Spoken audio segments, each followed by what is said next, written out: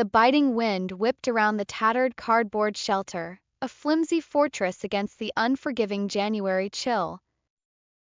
Inside huddled a man named Silas, his thin frame trembling despite the layers of threadbare clothing he wore. Every night was a battle against the cold, a relentless skirmish that Silas, a fixture on the corner of Elm and Maple, had grown grimly accustomed to. His days were spent etched against the backdrop of the city's indifference, his nights a blur of shivering and fleeting dreams of warmth. He was a ghost in his own life, a shadow flitting through the bustling streets, his existence a silent testament to the city's forgotten souls. His weathered face, a roadmap of hardship, held a certain resilience, a quiet acceptance of his harsh reality. Every breath was a victory, every sunrise a testament to his enduring spirit. His mind, hardened by years of neglect, was nonetheless a fortress, a sanctuary where hope, though faint, still flickered. Silas had learned to rely on nothing but his own will, a lesson etched in the icy reality of his life. One afternoon, a gleaming black car pulled up to the curb, an anomaly in Silas's bleak world. Out stepped a man, Arthur, radiating an aura of wealth and comfort, his tailored coat a stark contrast to Silas's rags. His eyes, though initially hesitant, held a flicker of concern as they met Silas's gaze. He approached, his footsteps measured and slow as if navigating unfamiliar terrain. He moved with the confidence of a man accustomed to commanding attention, but there was a gentle hesitancy in his demeanor, a hint of uncertainty that softened his otherwise imposing presence. "I've seen you here before," Arthur began, his voice a smooth baritone tinged with a hint of unease. "It's freezing out here, especially today." He paused, adjusting his scarf, his gaze flitting between Silas and the bustling street. "Not good weather like this for you." Silas, accustomed to being overlooked, merely nodded, his eyes, old and wise, reflecting the city lights. Arthur, in a moment of genuine empathy, dug into his pocket and extended a few crumpled bills. "Here," he offered, "get yourself something warm to eat." It was a simple gesture, yet it reverberated in the silence of Silas's world. "But the weather, it is getting worse from here," he said in a soft but concerned tone. He looked around, as if searching for a solution in the indifferent cityscape. "I have an old sweater," Arthur continued, a thoughtful expression crossing his face. "It's warm, very warm." "I'll bring it to you." He emphasized the word warm as if the very sound could ward off the cold. "Just wait here, I'll be back in a couple of hours." "Promise." The word promise hung in the air, a fragile thread of hope in the biting wind. Arthur clapped Silas on the shoulder, a gesture of camaraderie that felt foreign yet comforting to Silas. "I have to feed the kids and take care of the meal. I will come back," he added with a warm smile. As Arthur's car disappeared into the traffic, Silas felt a warmth he hadn't experienced in years. It wasn't the physical warmth of a sweater, but the warmth of hope, of human connection. Promise, though simple, had ignited a spark in his weary soul. For the first time in a long while, Silas felt seen, acknowledged. Suddenly, the cold didn't seem as biting, the wind not as harsh. His mind, usually a shield against despair, began to relax, to dream. The image of a warm sweater, a symbol of kindness, danced in his thoughts. Meanwhile, Arthur arrived home to the warmth of his suburban haven. The aroma of a home-cooked meal filled the air, a stark contrast to the biting wind he had just left behind. His children, their faces alight with youthful exuberance, rushed to greet him, their laughter echoing through the cozy house. He was wrapped in their enthusiastic affection. "Daddy, Daddy!" they exclaimed in unison, their small hands tugging at his coat. Their innocent excitement was a world away from the despair Arthur had witnessed just hours before. As the evening unfolded, Arthur became engrossed in the comforting routines of family life. He helped his youngest with a puzzle, his laughter mingling with theirs, the earlier encounter with Silas fading into the background.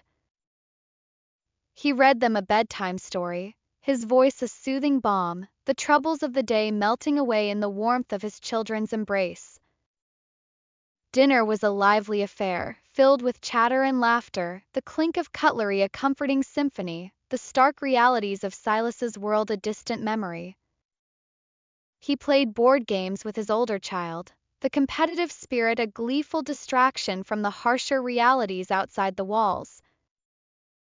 "Checkmate!" his son exclaimed, a triumphant grin spreading across his face. The television's flickering light cast dancing shadows on the walls as Arthur settled into his favorite armchair, a sense of contentment settling over him. He became engrossed in conversation, the kids, the food, the entertainment all together pushed the memory of the homeless man to the recesses of his mind. He watched his children play, their innocent joy a stark contrast to the image of Silas, which now, if he thought of it at all, seemed like a scene from a distant, less fortunate world. He told himself that he would go back first thing in the morning, an easy promise made in the comfort of his warm home. Outside, the temperature continued to plummet. Silas, wrapped in his thin blanket, waited. Each passing hour chipped away at his hope, the cold seeping deeper into his bones. His body, accustomed to battling the elements, was now unprepared, his defenses lowered by the fragile hope of warmth. The anticipation of the promised sweater had left him vulnerable, his mind and body unprepared for the relentless assault of the cold. The wind howled, a mournful symphony that echoed his growing despair. Every shiver was a reminder of the promised warmth that never came, each gust of wind a whisper of broken trust. As the night wore on, Silas's condition worsened. Cold, once a familiar adversary, now felt like a betrayal. His breaths became shallow, his body racked with chills, the promised sweater a phantom comfort that offered no protection against the harsh reality. He coughed, a rattling sound that was swallowed by the vast emptiness of the night, his body growing weaker with each passing moment. A fever gripped him, his thoughts blurring, the line between reality and hallucination fading, the promised warmth now a cruel illusion. That night, under the cold, indifferent gaze of the city lights, Silas was found unconscious. A passerby, alarmed by his stillness, called for help.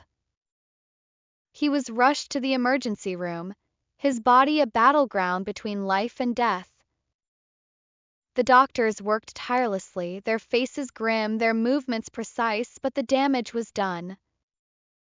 The warmth of the hospital room was a cruel mockery of the warmth he had been denied, the sterile environment a stark contrast to the cold streets that had been his home. The next morning, Arthur woke to the gentle rays of the sun. As he stretched, a nagging feeling tugged at his conscience. The sweater. Silas. The memory, once distant, now flooded back with a sharp pang of guilt. He remembered his promise, the earnest look in Silas's eyes, the fragility of the hope he had offered. He dressed quickly, his movements hurried, a sense of urgency replacing his earlier contentment. He grabbed the sweater, its softness a stark reminder of his negligence. He envisioned Silas, waiting patiently, his hope dwindling with each passing hour. He drove back to the corner, his heart pounding with a mixture of hope and dread. The spot where Silas usually sat was empty, a void that echoed the emptiness in Arthur's heart. He looked around, hoping to see a familiar figure huddled nearby, but there was no sign of Silas. An unsettling silence hung in the air, a stark contrast to the usual city bustle. "Where is he?" Arthur asked a nearby street vendor, his voice laced with anxiety. The vendor, a woman with kind eyes and a weary face, looked at him with a mixture of pity and understanding. "The man you're looking for," she began, her voice soft, "he was taken to the hospital last night. He looked in a bad condition due to exposure to the severe winter cold." She paused, shaking her head sadly. "They say he was in a bad way." She pointed in the general direction of the hospital, her eyes reflecting the harsh realities of life on the streets. Arthur's world seemed to tilt on its axis. The sweater in his hand felt heavy, a symbol of his broken promise, a tangible representation of his failure. Guilt, sharp and painful, gnawed at him. He had failed Silas, not out of malice but out of carelessness, out of the casual indifference that comes so easily to those who have never known true need. He thanked the vendor and rushed to the hospital, his mind racing, his heart heavy with a burden he now knew he would carry forever. Each step was a penance, each breath a prayer for forgiveness he wasn't sure he deserved. The sterile halls of the hospital echoed with a quiet urgency, a stark contrast to the bustling city outside.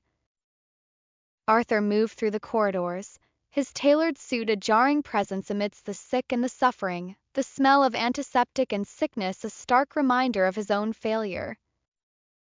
He found Silas in a small, quiet room, his frail form connected to a web of tubes and monitors, each beep and were a testament to the fragility of life. He was a ghost of the man Arthur had met, his face pale and drawn, his breathing shallow and labored.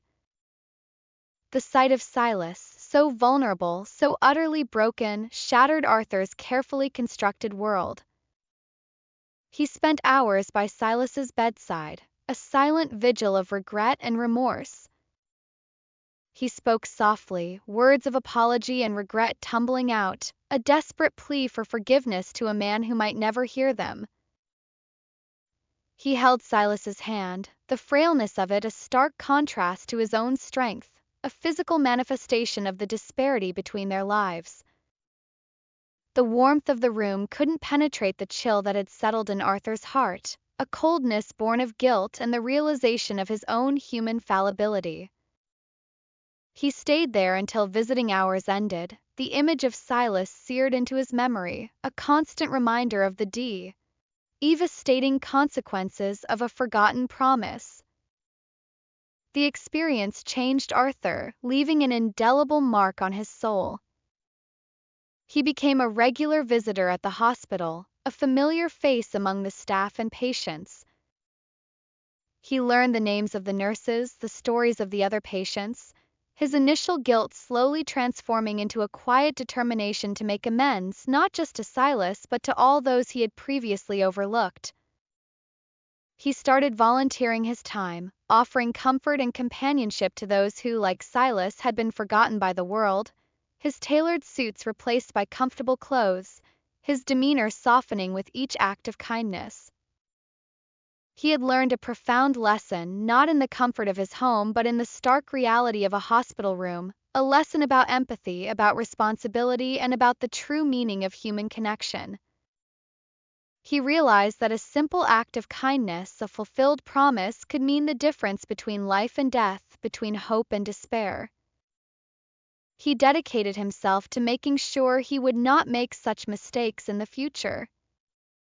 His life had taken on a new purpose, his focus shifting from material wealth to the richness of human connection. He started a foundation to help the homeless, his efforts driven by the memory of Silas, his actions a testament to the transformative power of regret. Every act of kindness was a tribute to Silas, every fulfilled promise a step towards redemption, a way to rewrite the ending of a story that had started with a broken promise but was now being rewritten, one act of compassion at a time.